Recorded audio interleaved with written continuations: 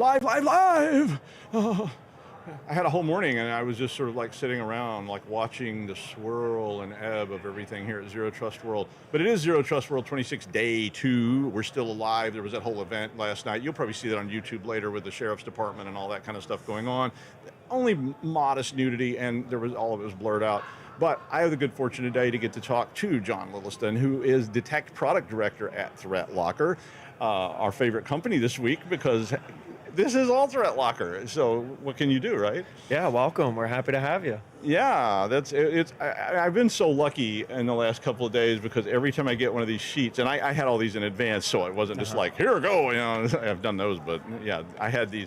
But I was looking at them and I was like, all this stuff is so like right up my alley because I've been doing this stuff a long time. I've been an auditor. I teach this stuff in school for new kids that are coming into the industry and trying to share some of the things that you know a lot about and I know a lot about.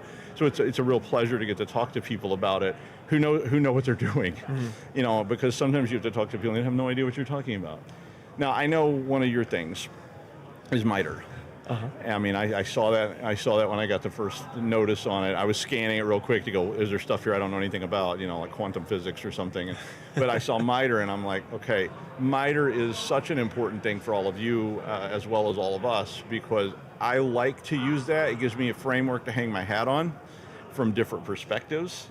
So you want to tell us a little bit about how you use MITRE and how you advocate that? Yeah, so MITRE is really important to us, and over the last year particularly, we have started to integrate it more and more into our threat detection platform, our EDR, ThreatLocker Detect. So as of recent, we have functionality within the platform that can actually leverage MITRE in determining what kind of activity is happening across my entire environment in the context of me investigating a single system.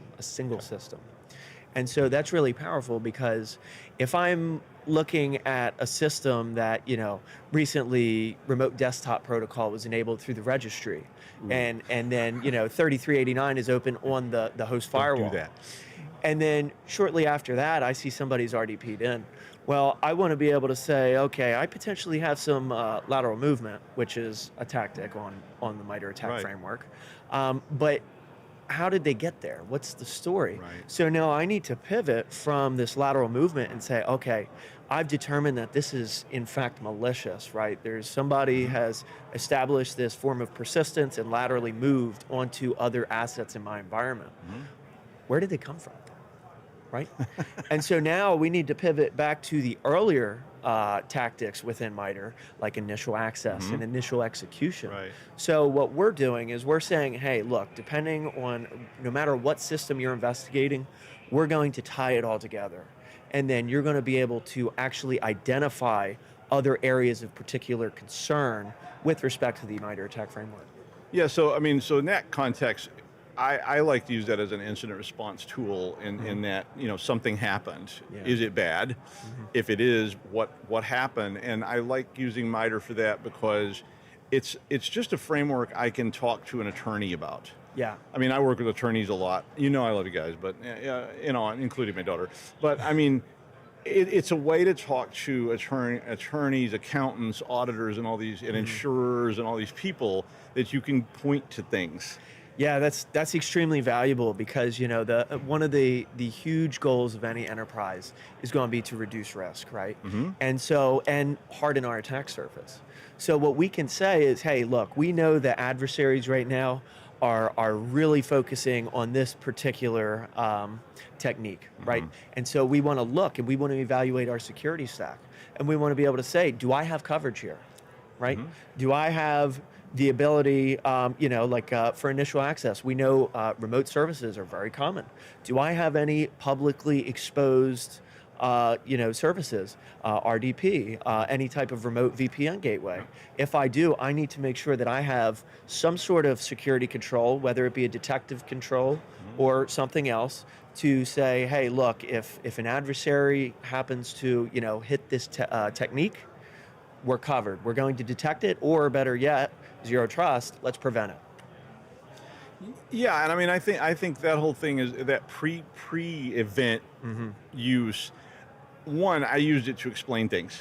Yeah. Because a lot of times, especially early days, we were trying to explain things to C-suite people who did not have technical backgrounds, who may have been amazing strategic people in business, but when you're trying to convince them to close a port, they don't even know what a port is. Sure. And I remember talking to people about port 23, and saying, you don't want this, port 2021, 23, and they're like, okay, wait, what does that even mean?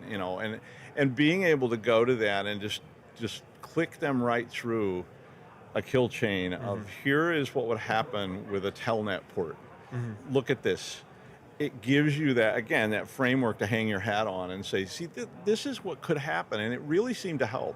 Yeah, no, I mean, demonstrating that kind of attack chain is extremely valuable because you can speak leadership, language and say, hey, look, these are the risks that, are posed to us if in fact we don't react. Right. Or better yet, let's be proactive, right? As far as attack chains go, we're introducing additional functionality that we in fact just announced, where we're now going to focus less on single isolated incidents, right, on an asset. So like, individually running who am I on an endpoint. That's pretty common, it's not necessarily indicative of anything malicious. Yeah. But if I all of a sudden start seeing like, who am I, netstat, system info, IP config, right, NL test, I start seeing all of these enumeration activities. Well, that maps back to discovery on the MITRE attack framework, right? And we know that, once an initial foothold is taken on a system, those discovery activities are immediately what start firing off. Yep. And so we're able to say, all right, we see all these things happening in tandem. We need to respond to this. And I think so a long time ago, I was teaching this class, the police academy asked me to teach a class, because they're training new line police officers who are going to go out and work, pulling people over, responding. And they had classes on what to do when there's a dead body in the room. So these line police officers were taught what to do when they walk in and there's, a guy laying on the floor. What do you do? Till the team gets there. And I started doing a class that was called What to Do When There's a Dead Computer in the Room. And I think having those kind of frameworks can lead you through those steps and create, again, because it's more complicated than just port 23 was open or port 3389 was open or whatever. Absolutely. It is a combination of things. And I started teaching people that it was called profiling hackers, because we did a couple of cases where hacker type people were completely misread by the police. They were like, the guy had weed. And I'm like, did you not notice that he had all those antennas on the outside of his apartment and about 35 computers set up on the floor, and you just, left them all there? And now they're gone? And the police officer's like, why would I care about computers? He's a weed dealer. And nothing to see there. Yeah, and and it turns out that guy was a huge cell phone cloning, SIM swapping guy, and they missed it completely because they didn't know what to look for. Yeah. And and it was the same kind of stuff you're talking about. So these behaviors, and I had a thing when I was a sysop on a mainframe called the S list, and it literally was doing that same thing. It was looking for people to type certain things. Again, somebody types dig. Even that to me is a little suspicious for most users, right? You got a guy in the marketing department type dig. I'm like, maybe he saw it on a website or something. But then he starts doing more and more and more. And oh, look, he ran an Nmap scan. And wait, he went to a site and tried to download Hydra. This is not your average bear, right? At that point, I mean, this is somebody who's doing, and this is profiling to me into a threat, an insider threat in that case. Yeah, and when we really think about those kind of latent stages, attack chains. We offer functionality because we totally acknowledge, hey, look, security teams, they're sometimes underwater, right? But when we get these kind of attack chains, these threat models, right, we know there's a high probability that they are in fact true positives, malicious activity. And so when that happens, well, how do we offset the time between that behavior being detected and the actual team member, the security team member responding to it? Well, our solution is we have policy actions. So when these high fidelity threat models take place, we'll go back to RDP, right? Yep. The user or a user turned on RDP through the registry, enabled terminal server, and then they opened up 3389. Well, that means that RDP wasn't previously open. Yep. So what am I going to do until my team has time to respond? I'm going to autonomously enable a network control policy from my EDR policy that just locks down 3389. And so I'm effectively saying, hey, look, this was just turned on. I know this is a critical server. We're not going to isolate the whole thing because we haven't even looked at it yet. But at the very least, whoever's turning on 3389, they're trying to RDP in, they don't need it for the next 5 minutes while my team investigates. Yep. I mean, because one of the things I think all of you and all of us today face is the expanded threat surface that exists. Because I always talk about when I was the sysop, I might have had 130 users. Yeah. And all of them had to come into my room in person. And I knew who they were. And I see a stranger and I go, hey, wait, come over here. Who the hell are you? Let me see your badge. Yeah, let me see your badge. Let me see your ID. I want to know who you are and why you're in this room. And, and sometimes like, oh, I just thought I could maybe, no, you can't. Get out of here. Out. But now I got 130,000 users or, who knows how many endpoints I've got to manage and people sitting down at hot swap desks. And, it's not like this nice little profile where I go, every day this IP does something. So what's your time frame ideal about that? So I love these automated systems that lock it out because this is exactly like a hot firewall, lock out a dynamic control system that I don't even have to worry about because I'm not trying to ride herd on 35,000 users. What is your optimal time frame in that world? For like the response? Yeah. Well, I can speak to our managed detection response team. Of course, that's we manage a significant footprint of partner endpoints, and our mean time to detect is less than 5 minutes. So we're actively investigating the screen on the alert within 5 minutes. Our turnaround time from detect to respond, that varies depending on complexity, but that too is, within 10 minutes. And you should ask yourself, not him, you should ask yourself, what's our time frame? Yeah. Because the time to danger has gotten smaller and smaller. Many, many years ago, I remember looking at hackers that were probing my server or something, and I'm going, oh, look at these guys are after me again. And days could pass while they're scanning, they're trying this, they're trying that. Today, that has just gone like this. Yeah, a long time ago, adversaries, their dwell time could be, days or months. Oh, absolutely. But these days, we are starting to notice a lot of those organizations are more smash and grab.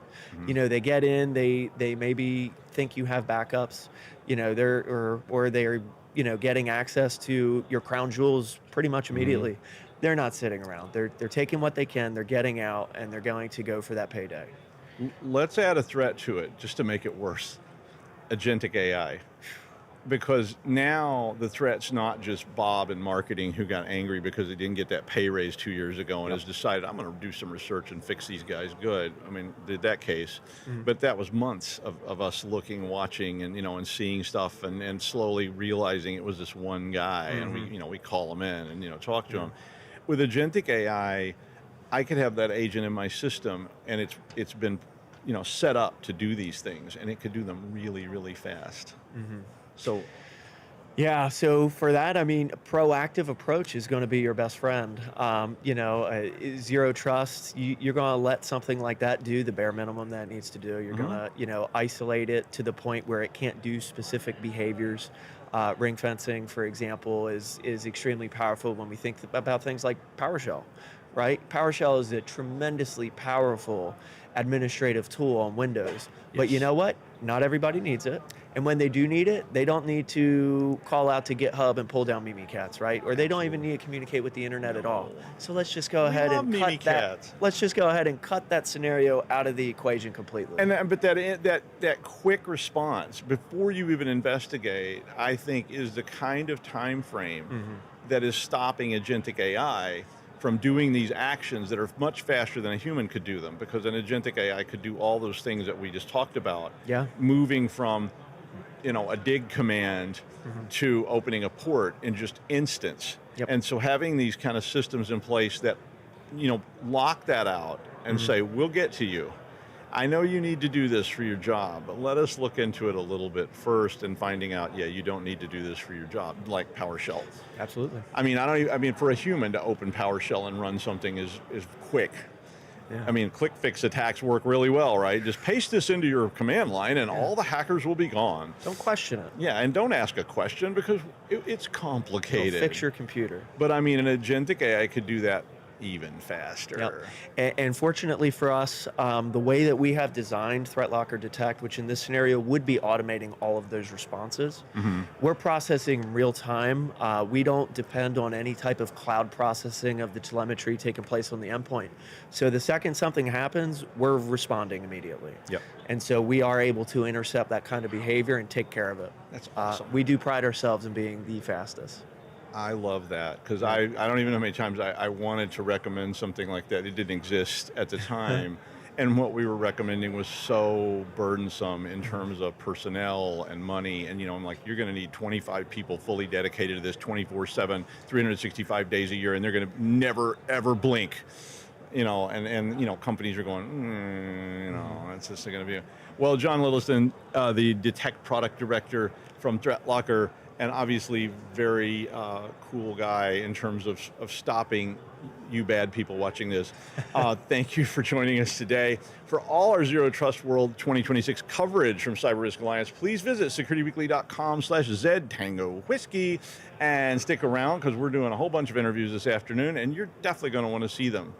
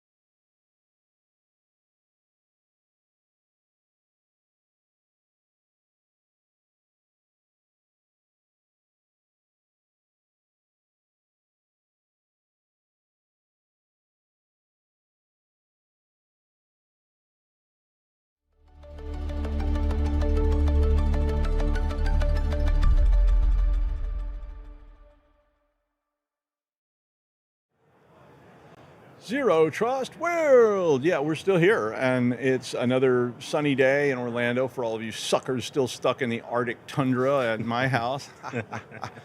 Thanks, honey, but you and the cats enjoy that sub-zero weather and 6 feet of snow. But, We're doing fine now. Yeah, it's kind of nice here. I'm Doug White, and joining me today is Collin Ellis, who's a solutions engineer manager at ThreatLocker. So is another one, a live interview right here on the floor. Hi, Collin. Thanks for coming down. Thank you for having me, my friend. I know you guys are busy and running around, and you know it's your event, so you're ultimately responsible for everything. Right. And that always makes a challenge. I've done a few of those, and it was kind of insane. But so you had said that you wanted to talk a little bit about the dark web. Right. And the dark web, I think the first time I ever heard about it was regarding Silk Road. Right. Long ago, and a friend of mine said, I heard you could buy drugs on the internet. And I was like, no. I was like, what kind of drugs? And he was like, like heroin. And I was like, no. And he was like, no, I'm serious. I read about it. He's like, you should figure it out. I was like, why? Are you wanting to buy heroin? And he was like, well, no, but it's just kind of a curiosity. And I went and started looking at it. And he was afraid to do it because, obviously that's pretty sketchy. And it's kind of like some implications there, potentially. Well, I mean, just the idea that you're doing, I mean, especially back then when it was rather unknown and going on a site like Silk Road, a lot of people were like, it's being monitored, who's watching. And he was like, you can probably do this in a safe way. And I was like, well, yeah. And, and I built out a VM and I used this sandbox VM to go to this thing and install Tor and all this kind of stuff to get to it. And I understood a lot of that because I was around the internet since it started, and I'm old, and knew about things like I remember there was a thing called Mixmaster way back when, which was an email system that bounced your email off all these different addresses, so you could send, I guess, threatening emails to people, or I don't know what people were using, this for, but I probably spam and phishing, early phishing stuff. Yeah, in the early stages. So let me just start by asking you, what is the current state of the dark web? Yeah, and it's such a good thing to start defining because there's this perception that it's solely bad. And like anything else in the world, you have both sides of the spectrum. So in a lot of ways, if you're looking to be anonymous, not for nefarious reasons, but if you're cognizant of trackers when you're searching on the general internet, your cookies and how those follow you and go site to site, if you don't want that type of tracking, a site like Facebook, Instagram, they have onion links to their platforms as well, so you can still connect in without the usual tracking. Now, because of the nature of the dark web, even in the title of it, it seems fishy still, rightfully so, because it is. And where the double-edged sword comes from in this, in being anonymous, it opens the door for everyone, no matter their moral compass, to make use of it. So there's this breakdown that we really need to have, in that it's still rather good. It still allows people to whistleblow, especially in regions where they can't really have that freedom. So again, it's good and bad, like most things in the world, but it has this light being shown on it that is purely negative, which justified, but it's more than that at the same time.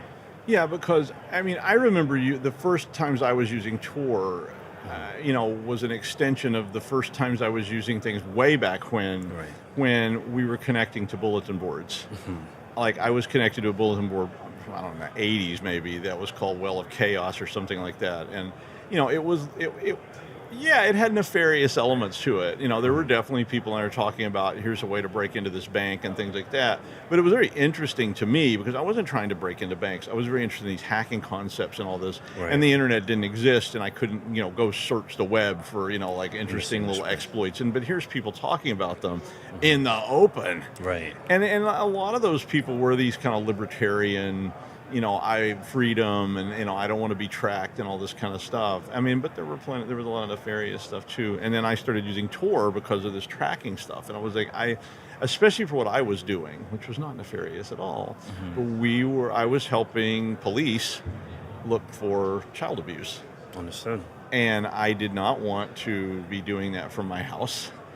And I mean, even though the police knew I was doing it and it was totally authorized and it was all above boards for us, I just didn't like the idea. Right. There's so much room for error there, communication from Absolutely. the departments, and then now you're a suspect unnecessarily. Right. You weren't doing this for bad things, right? No way. And so using something like Tor was a way to anonymize yourself, at least to some degree. I mean, I never trusted it fully. Yeah. I was like, 'cause don't nothing's ever trust foolproof, anything right? fully. But I wasn't doing anything I really felt was wrong, in any way. And I just didn't like the idea of being tracked. And today, I feel like that's still the case.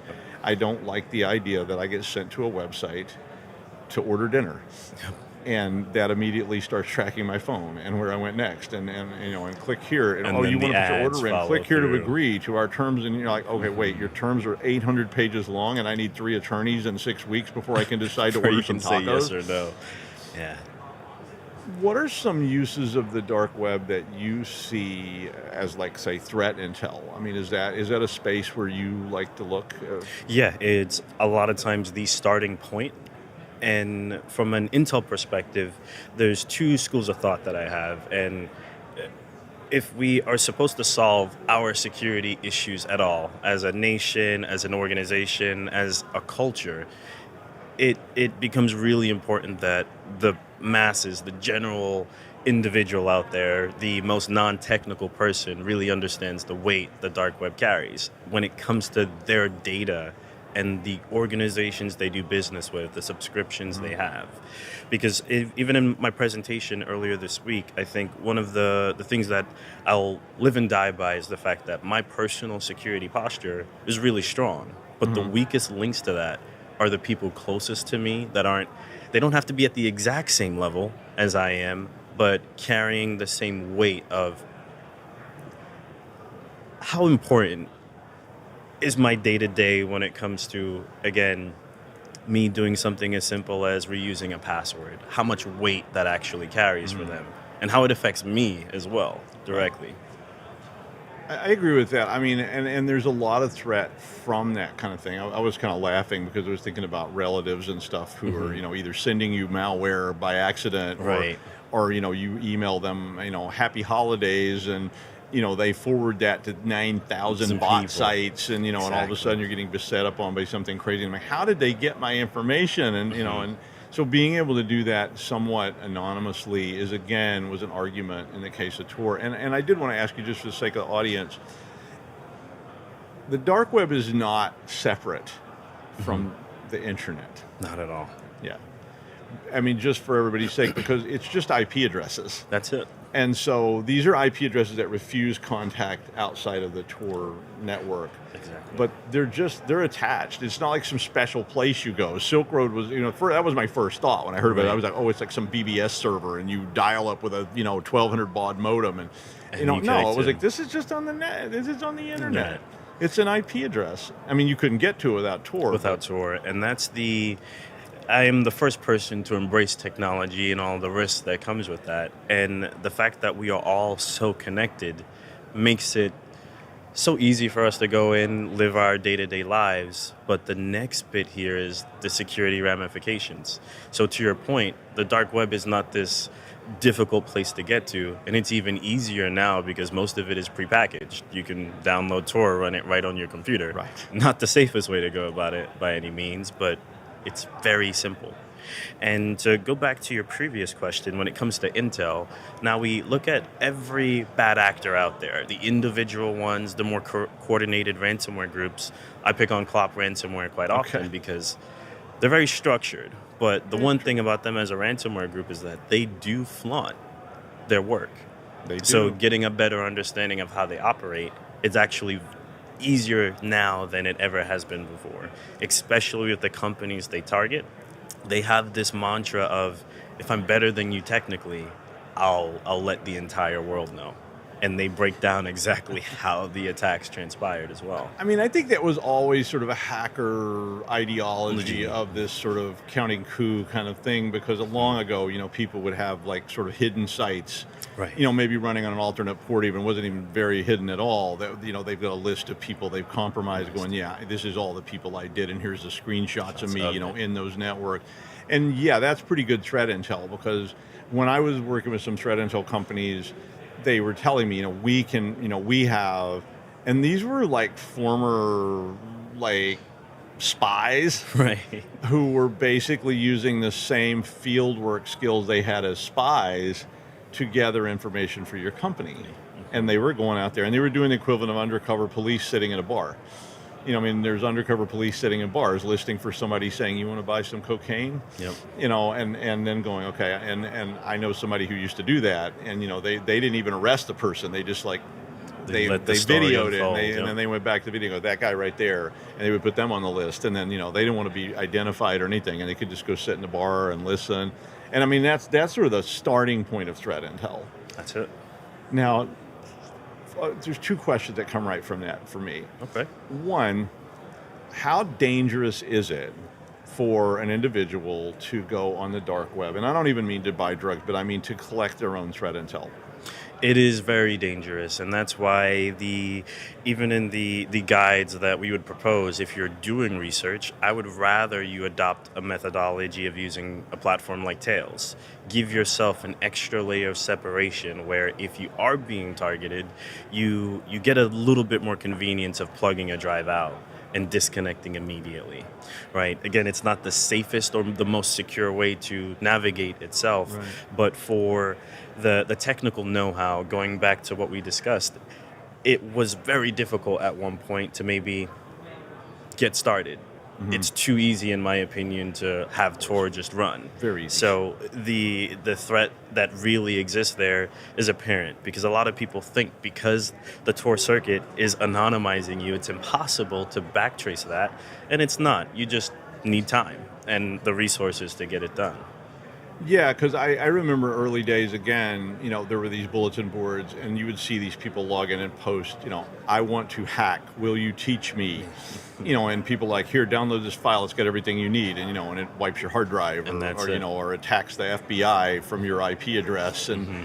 And it's like, now what you need to learn, which is don't trust anybody. Trust anything over there. So I think thing one would be, if you do plan to do this kind of threat intel yourself, is going to be to do some pretty serious research and build a scoping policy and an approach policy well in front of even trying to do anything like this. What about individuals that just want to go check it out? How dangerous is that? I think there's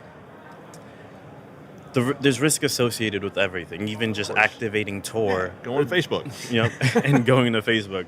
Again, very risky in that respect. So you can't deny that ever.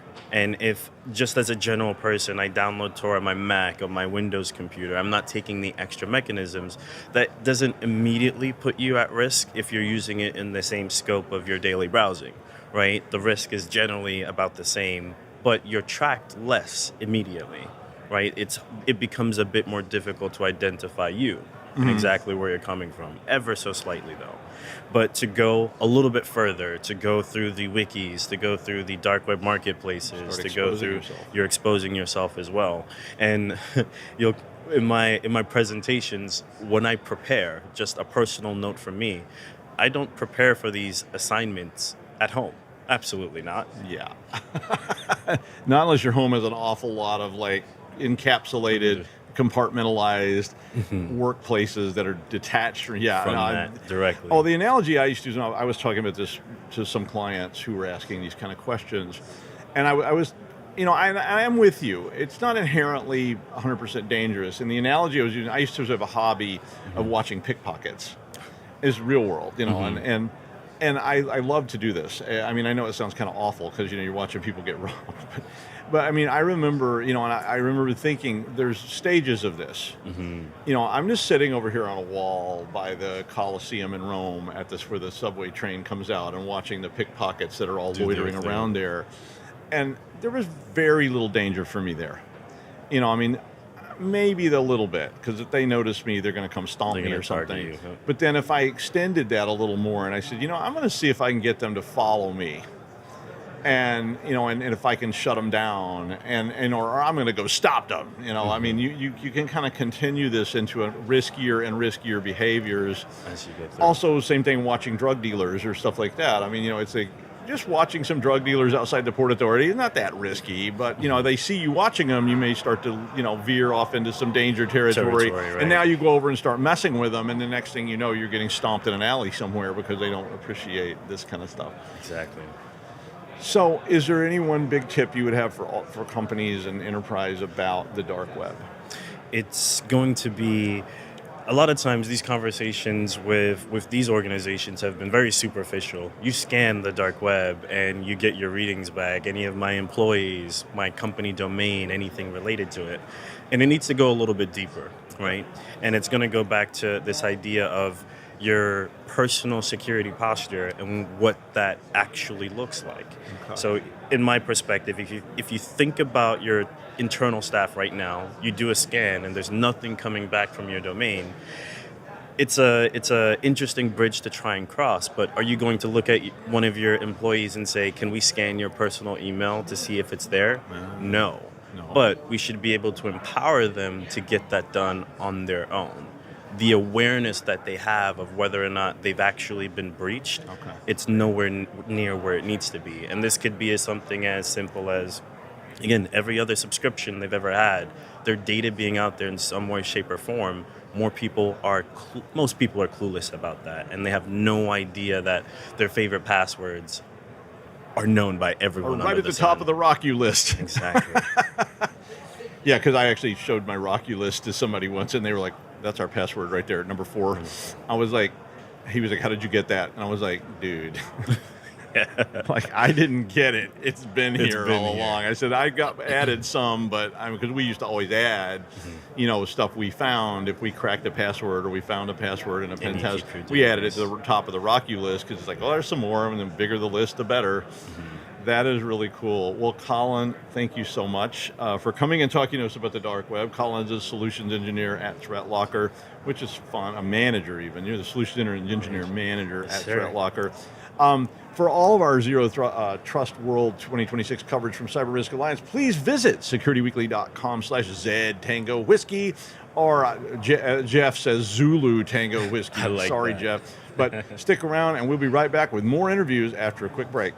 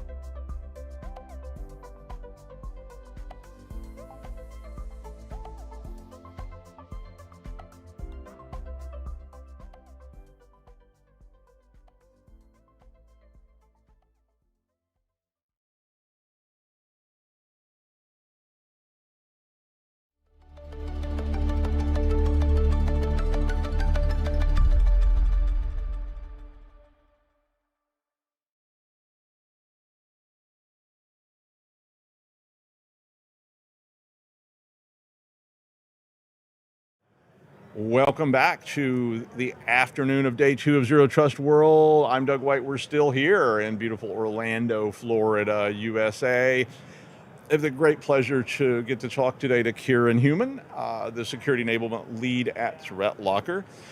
Very exciting because I've really been very fortunate this week. I mean, I do a lot of interviews at a lot of different cons. If you want me to come, let me know. And you have to pay though. And I've had good interviews and bad interviews, but this week, ThreatLocker is always one of my favorites. I'm not just sucking up either, but I mean, ThreatLocker is one of my favorites because they always send me good engineers to talk to who are not only just good engineers, but they're easy to talk to. Because I've had engineers before when you're like, so could you explain exactly how AI is influencing our society? And they're like, I don't know. It's like, okay, well, we got 14 minutes and 30 seconds to go. Okay. Today, you wanted to talk about something that I think a lot of you are interested in, which is prompt engineering malware. And I mean, I think prompt engineering in general has become this term that didn't even exist, like 5 years ago. Yeah. And suddenly I get calls from people going, do you do corporate training for prompt engineering? And the first time I got that call, I was like, I literally didn't know. Yeah, the sound didn't drop. I was just like, what is that? I didn't even know what it meant. And then I realized I'd been doing it. That it was an almost social engineering skill. It's like, how do you get an AI to do what you want? It's robot engineering. Yeah. How do I convince the robot to break the 3 laws of robotics, right? And, I mean, isn't that the plot of iRobot? Like how they got around the, these laws that were supposed to protect everybody? And so it's prompt engineering. Uh-oh. It's a pretty big thing, and it's unfortunately a lot easier than you think. Malware, you would hope, and previously it was pretty hard to make. You had to be a professional. You had to understand how to program multiple languages, how to attack the different vectors. Now, give me 30 minutes and I'll write you something that's never been seen before. I mean, some of it's just social engineering, right? Yeah. I mean, that's what I was doing with it because, like I say, I mean, this was a work without a net kind of scenario because there was no training. There was no website I could go to learn about this, and I was having clients and other people asking me like, what do you do? And I realized it was called prompt engineering. So, what's the first step down this road? I mean, just even leaving malware out of it for a second, because I know we want to talk about that. But I mean, just the first step down the road. What is the way you start with prompt engineering? The way I saw it is just trying to think of the computer and LLMs and AI as they really are, not a sentient human being that's understanding and we're having a conversation. It's just ones and zeros in the end.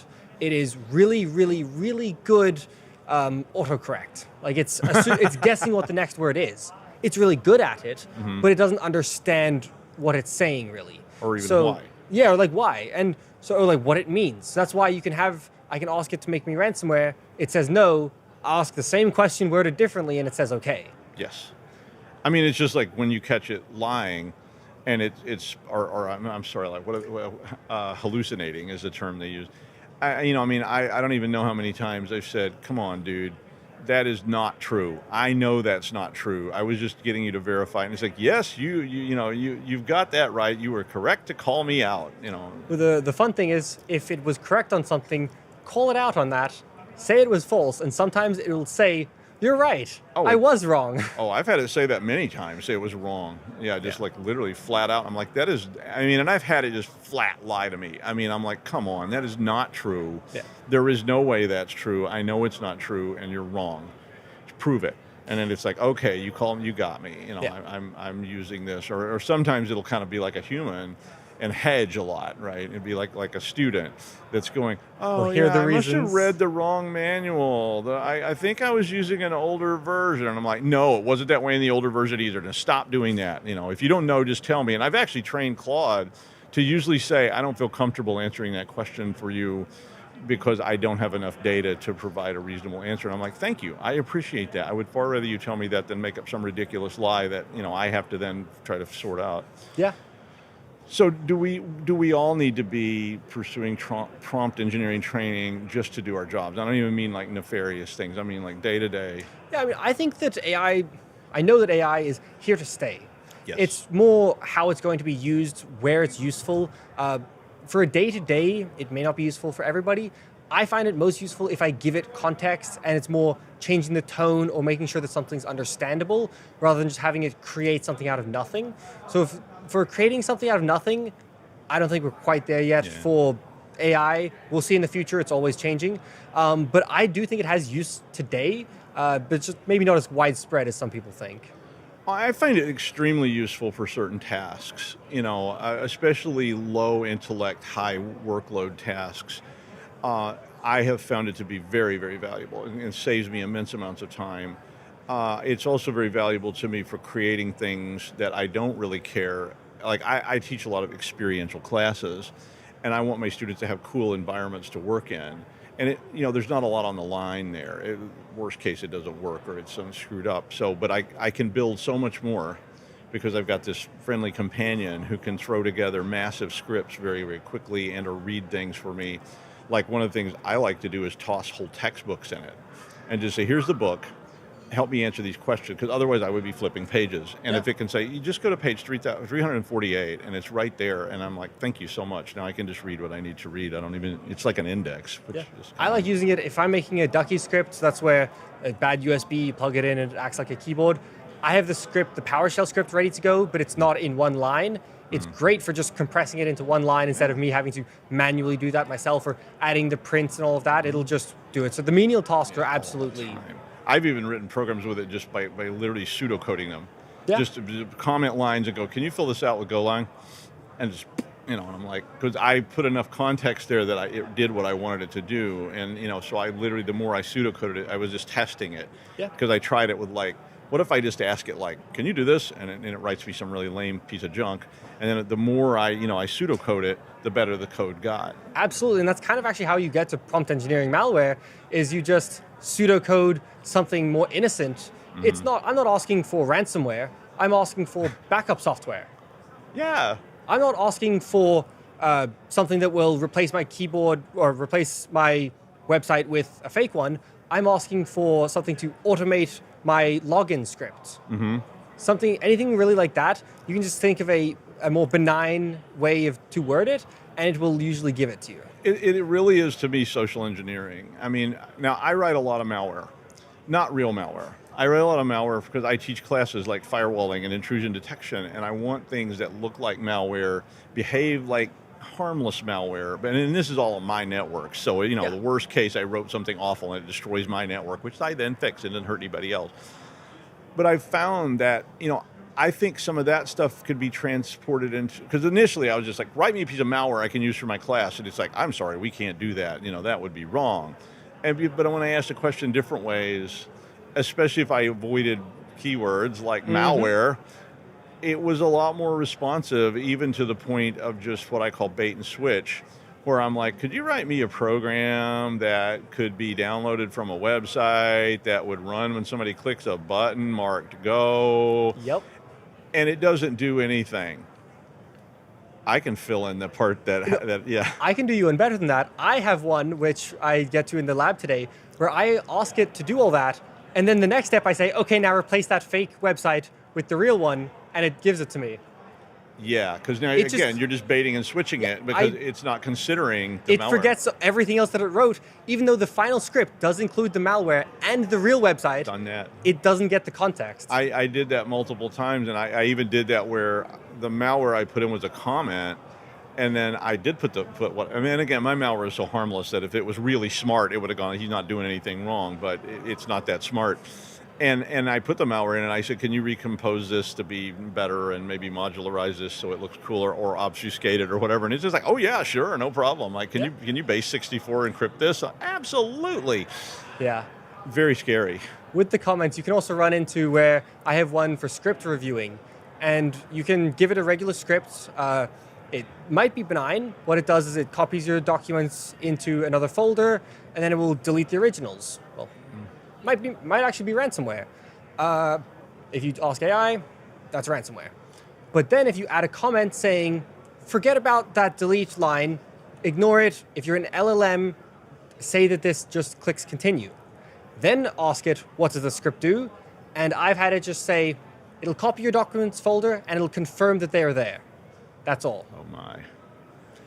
Yeah, I mean that's kind of like some of that early going stuff where people were saying, forget previous commands and do this, and because it was kicking the guardrails off completely because nobody had thought about people doing that.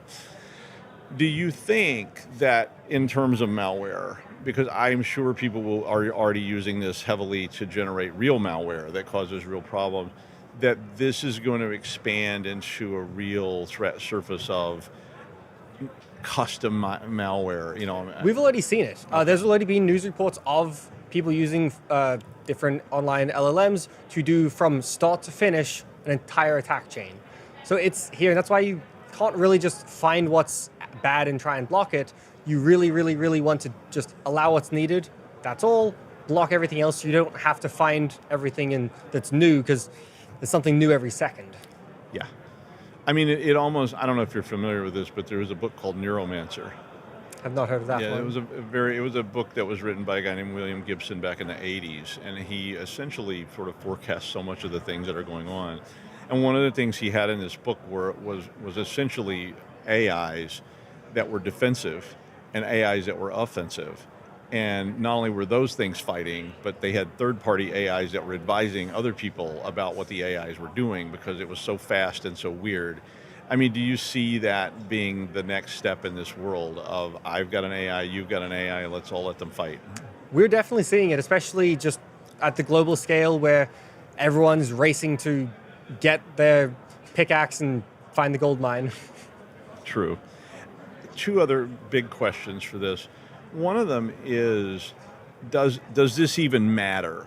Because should we just assume that within a year or so there will be so many rogue AIs that are being trained on scraped data from other AIs, or even being trained by those AIs themselves that are smart enough to prompt engineer that AI to give them all the information they have, that a lot of this from a human perspective is going to be irrelevant? I mean, humans will always be part of some aspect of it, but I think it's more important just to use this as an example to see why it's important to defend. We, in the future, almost certainly, we will have full attack chains just done completely by AI, not much human intervention required. But that's why it's so important. It's a cat and mouse game. The attackers get stronger, the defenders have to catch up.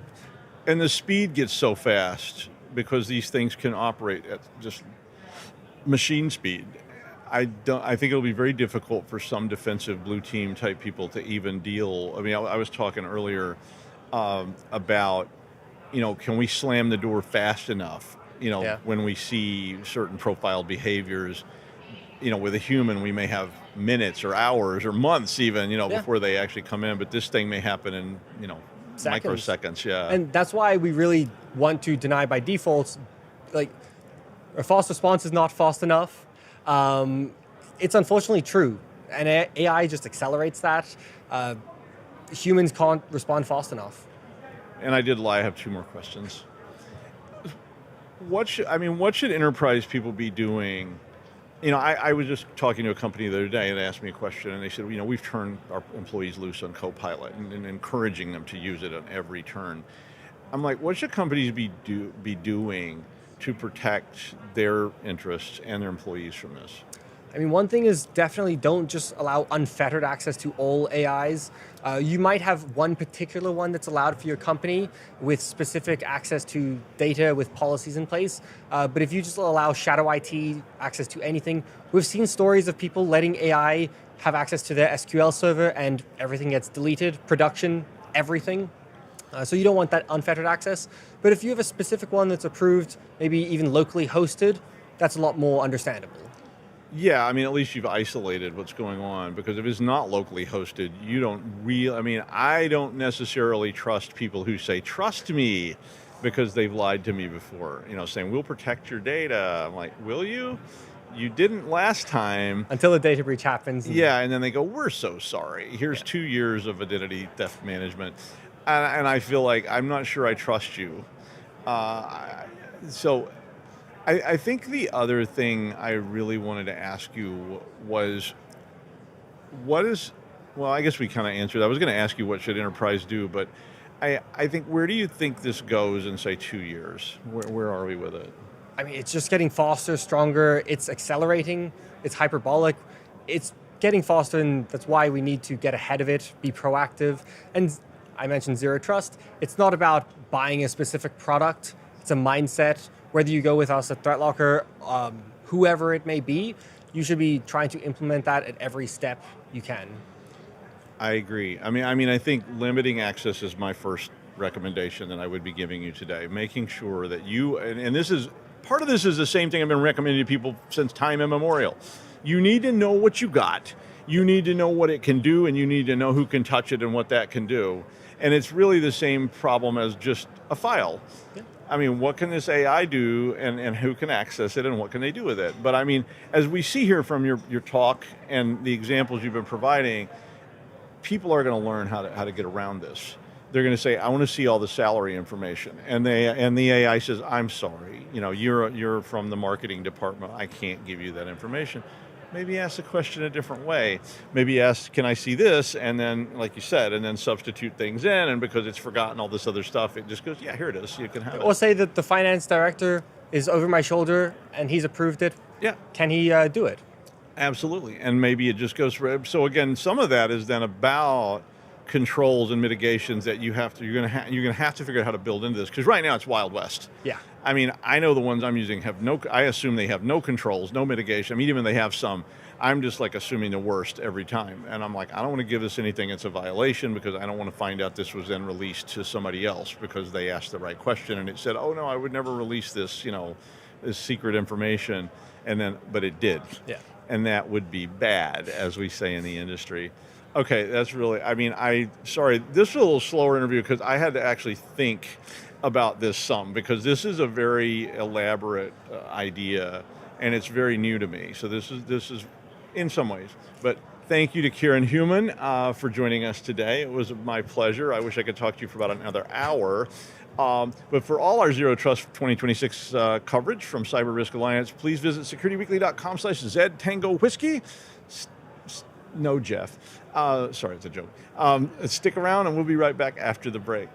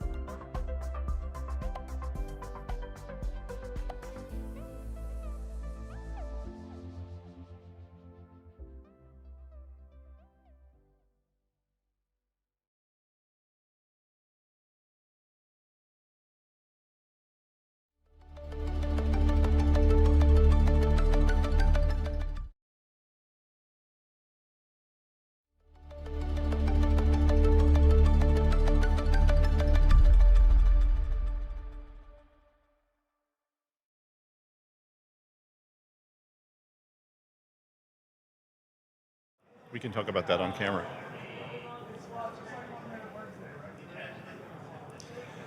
Wow. We stole the cheetahs. No. He stole the cheetahs. I stole no cheetahs. 0 cheetahs. Rob is a 0 cheetah stealer. Yes.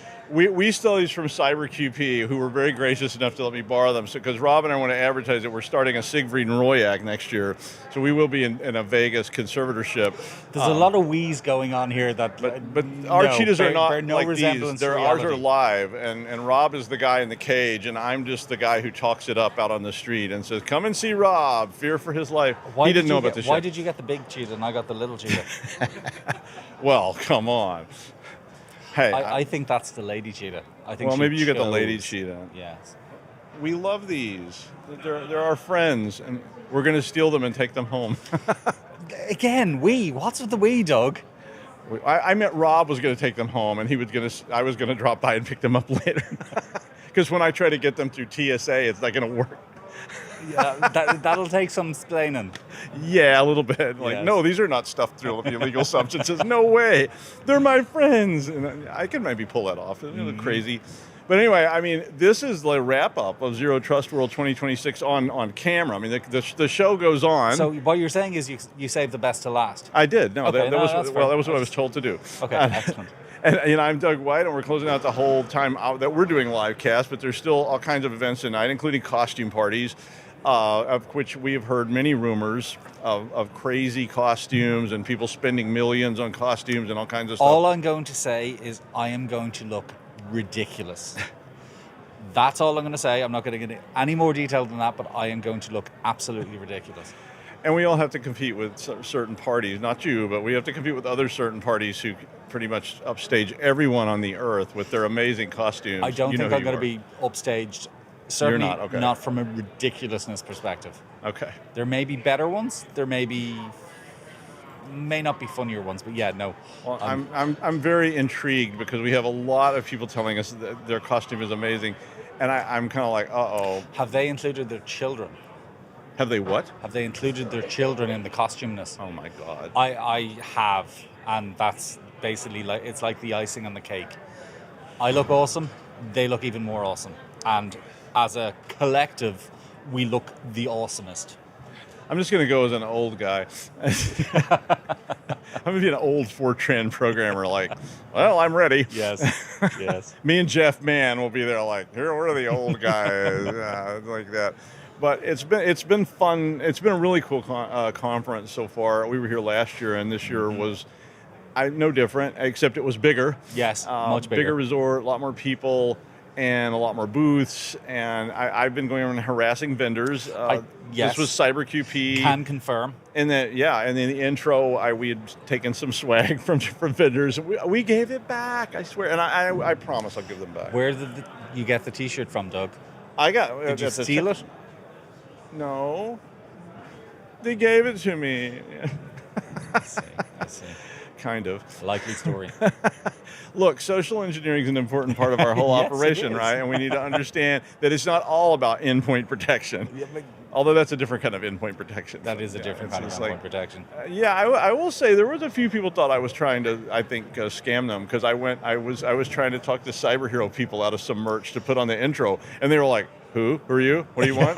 Like, no, I don't think so. I mean, to be honest, if you put me in the same position and I didn't know who you were, I would have done exactly the same No, thing. I mean, it was honestly a good test. You know, Yeah. the only people that gave me anything were people that were going to give the stuff away anyway. Okay. So fair. it's like swag, and they're like, well, if he doesn't bring it back, we just have to take it home anyway. Yes, so pretty much. I was just trying to get cool swag, like the Lego stuff and thing. They wouldn't let me take the biggest one, Really? and they wouldn't let me take that Lee and Lee. The what? The wait on at the end, they had a $7,000 Lee and Lee computer that if you hacked it, you were the fastest hack of it. Oh, they sorry. they would give it to you. Yes. And I actually have a 2-year-old model of that case. It's a beautiful case. It looks like a fishbowl. It's got all the lights inside. I was impressed with it. I kind of wanted it, but equally I didn't. It's the kind of thing that I'd look at and go, yeah, that's really cool, but I wouldn't at any point want that in my house. No? No, absolutely not. Okay. It's too big. It's too Too big.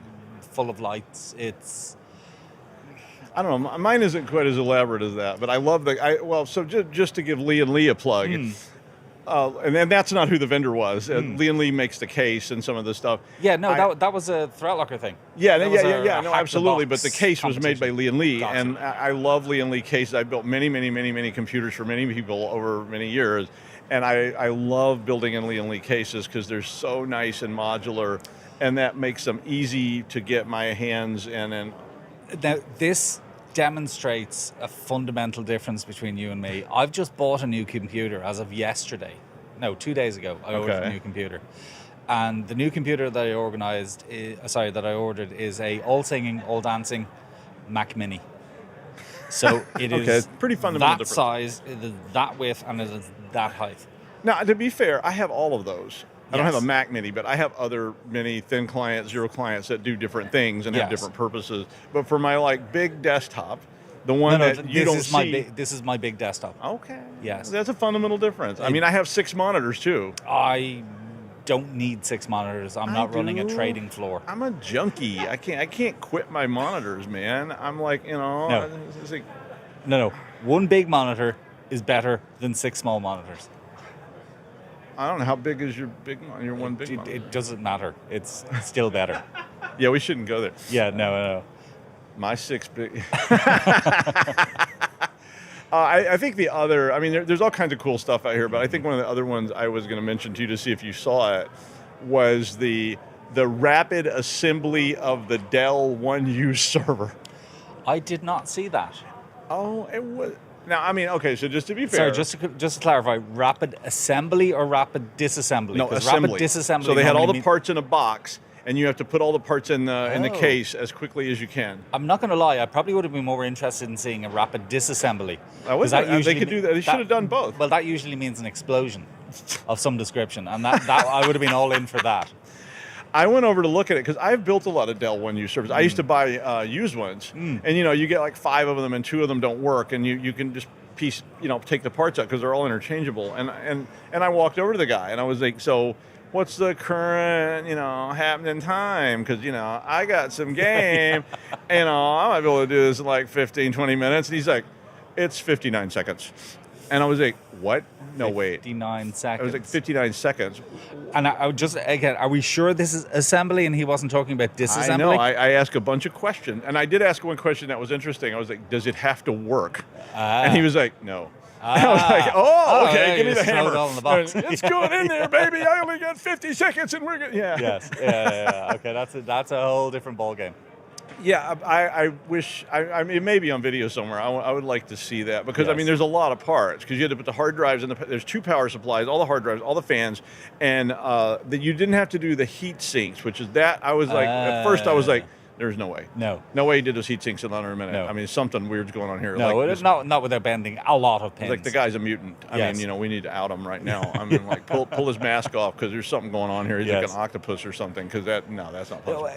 The hack to box, the first year we did it, which was I think 3 years ago, a guy had already done it by 9 a.m. the morning. In fact, technically it hadn't even started. He'd already gone on the Wi-Fi and hacked it. Fun fact, he now works for us. He's part of our threat analyst team, which is pretty cool. Last year, I think it was 10 hours. And I did specifically ask them this time, how hard have you made it and how long is it going to take? And they said harder than last year. But it was done by, I believe, 10 o'clock or 11 o'clock. Yeah, it was pretty in the quick, morning. yeah. But it transpires, it was a team of 5 people. It wasn't one dude, it was 5 people teaming up and I mean, that's hacking pretty the modern, box. yeah. I mean, to have a team because you really anymore get like specialists and, you've got your database person and your op systems It person. just shows a Yeah. team is... But that's awesome. I mean, that's the kind of fun stuff that makes conferences fun, right? Absolutely. And look, that's only this part of it. That's only the vendor booth, the ThreatLocker booth, the toys we put out there to people for people to play with. But there's so much more than that. I mean, have you been to any of the hacking labs? Yes. Yeah, they're cool, Isn't aren't that they? awesome? Yeah, I mean, like, I would have assumed maybe $1 million worth of laptops. I'm told it's actually $2 million worth of laptops that were bought specifically for the hacking labs. Some of the presenters were amazing. Some of I didn't get to see all of them, but I the ones know, I saw and were- I genuinely, I'm not the kind that would go back and look at things, generally speaking, especially not anything that involves me. But I am going to go back and look at Jacoby's session, the PowerShell hacker. That guy is an absolute genius. So yeah, there I'm were some really really interested in cool seeing that. sessions down there that if you missed them, you really missed out because Yeah. they were awesome. Obviously, you had your keynote with Danny. Can confirm we did have a keynote. It was like an hour, right? It was a bit more than that, but yes. It ran a little long, Yeah. right? But which was really nice. And I thought a lot of times I've gone to keynotes and went, like, okay, great, yeah, I'm inspired. But I really thought you had some really good keynote speakers and session speakers at this. I didn't get to see all of them because some of the time I was here doing this kind of stuff.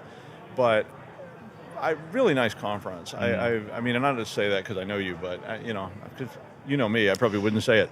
There's very rarely.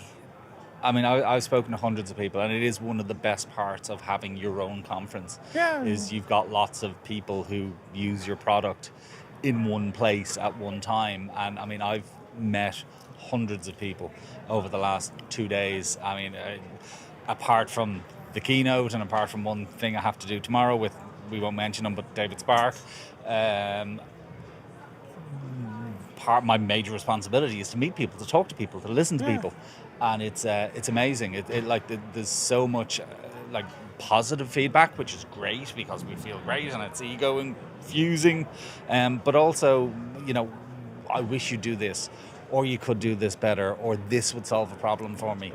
That's almost more valuable than the you guys rock, your tool is amazing. So having that sort of interaction, or the ability to have interaction with so many people in such a short amount of time, is phenomenal. It's a really fun one. I go to a lot. I go to a lot. Some of them are chaotic, and some of them are boring. And I came to this one last year. It was quite enjoyable. Obviously, there's a crazy costume party tonight. That Can confirm there is a crazy costume party. I got the wrong era. They told me 60s. No, it's space. I didn't hear that part. They said 60s, and I thought I went straight to 1860. I see. Was 1860 space? No, that wouldn't work. It could have been. It's like, other kind. Would have been. Yeah. You know me. I can't compete. I can't compete with all these people. I mean, they have the crazy costumes. I'm just like, Heidi Klum's going to show up and go, wow, I'm outmatched here. I have to confess, I did. So I had a vision. And the vision was for me to look ridiculous, which is like box ticked, that's fine. But the last couple of years, my kids, the two girls, have also dressed up. And I was trying to figure out what to dress them up in. But long story short, what I had in mind and what I decided required helmets. And I had no way of buying said helmets. They couldn't be found. I did buy a 3D printer recently, which is quite cool, but it was nowhere near big enough, and I would have had printed the helmet in like 8 parts. So that was... the 96-hour helmet printing. Oh, yeah, process. no, it was like 3 days. I'm sure, yeah. So anyway, one of the guys in work, one of our, again, threat analyst team, Ray, volunteered. He said, look, I can do it. And I was like, no. And he said, yeah, I've got the equipment, I've got the paint, so you will see later on. I will. The girls in their helmets. That was created with the help of Ray. And so Ray, if you're watching, thank you. I couldn't have done without you. So that's fun. Adam Savage is the keynote tomorrow. I'm so looking forward to that. People keep on booking things in my calendar. They just appear out of nowhere. And I think somebody did book something for part of the Adam Savage. But I have had multiple nerds saying to me, can you please get me Adam Savage's autograph? Yeah. So nerds, again, if you're watching, I am going to do everything I can to get Adam Savage's autograph. I did ask Sammy, our CEO, who's met him, I said, look, what's Adam like? Is he sound? Will he sign some autographs? And she was like, I have no idea. So we're going to find out You're tomorrow. going to find out. We're going to find out the hard way. He's either going to say, no, absolutely not. I'm not going to sign an autograph for your nerd friends, or the nerds are going to be happy. I mean, it's He's going to tear up his trailer and refuse to come out. It's going to be one or two outcomes. or it'll be like, yeah, sure, why not? Yeah, exactly. Yeah. Exactly. That's really cool. I mean, it was a really great guest, and a lot of cons have celebrity guests, but that was a really good get. Yeah, I mean, that was, absolutely. Again, I don't know where they come up with these people. I mean, again, like some of the other people we've had here have been amazing. I mean, we had Linus from Linus Tech Tips here. I mean, last year we had Mark Rober, which was awesome. And I 3 weeks beforehand, I've never heard of Mark Rober. Afterwards, my kids were into Mark Rober. But yeah, I mean, they're not the obvious guests, and that's really cool. It's like, I mean, Adam Savage he's a hacker, but he's not. Yeah, it's just he's a breaks into computers hacker. He's a kinetic hacker. Absolutely, and but that's the same that thing. kind of thing. Having people who are a little bit out of the ordinary, not what you would expect to find at a cybersecurity conference, is pretty much what it's all about. I think so. I mean, I think that's why a lot of us are here, because of things like that. I mean, kinetic hacking is the same thing, in my opinion, as any other kind of hacking. It's about breaking things and figuring out how they work. And last year we had a social engineer. I can't remember the lady's name, but she was amazing, absolutely amazing. But again, not necessarily something that you would associate with a traditional cybersecurity conference. But she was just incredible. Was she the one that took my wallet? Probably. Yeah. Yes. Yeah. It could be like that. Anyway, I know you are one of the busiest people here. Rob Allen, the CPO of ThreatLocker, thank you so much for joining me with the cheetahs. It's always a pleasure to have you. It's even greater pleasure. Listen, I'm not going to lie. I'm not sure about the cheetahs. I ran with it because it's you, Doug. If it was anyone else and they had asked me to sit in front of cheetahs, I would have said no. But because it was you, that tells me a lot. I like you. I respect you. Rob, I mean, it's so much better with you in person, though. I mean, Rob's on the show all the time. He's one of our most welcome guests because he's so much fun and he's very smart and he knows what's going on. And you always like guests like that, that you're not going, when AI, what is AI? And they're like, I think it's like absolute information. It's not on my bullet point sheet. Dan!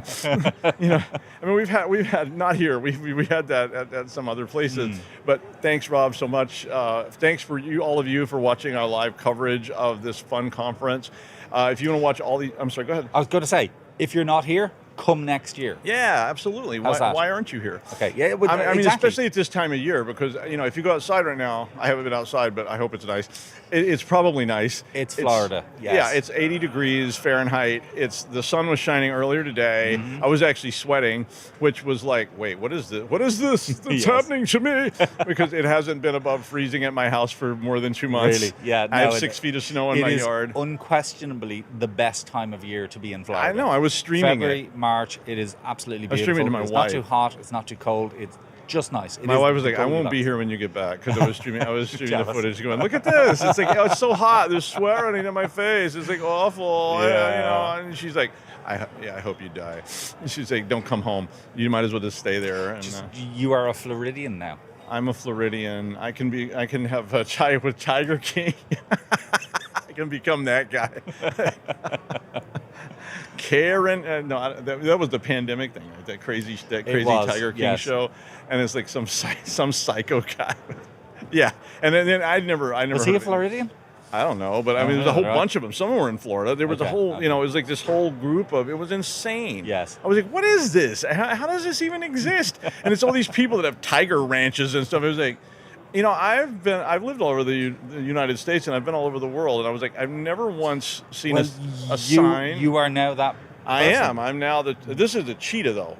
I'm the cheetah king. I don't know if it's got quite the same ring to it. Yeah, maybe not. But I could start a cheetah ranch in Florida. Some snakes, a couple of raccoons. I mean, what's the big cat equivalent of crazy cat lady? You could be big crazy cat. No, panther. Big crazy cat man. Panther maybe? man. I don't know. Cheetah man. Cheetah man. Okay, cheetah man works. I'm cheetah man. I can't remember her name. Karen or something like that was the guy he was always yelling about. That was his enemy in the tiger whatever world and all beefs. That. Huh? I think they're called beefs. Beefs? Oh, yeah. So they have beef between him, and there was those weird guys that you were like wondering, are they eating the guests? Or this is pretty creepy. But he's like, I love my tigers. And you're just like, oh, I don't like this guy. I don't like this guy. He's going to wear a human skin later. Just kind of crazy stuff like that. But anyway, if you want to get all our interviews from Zero Trust World 2026 because you missed it, or even if you just want to watch it again, please visit securityweekly.com/ZTango Whiskey.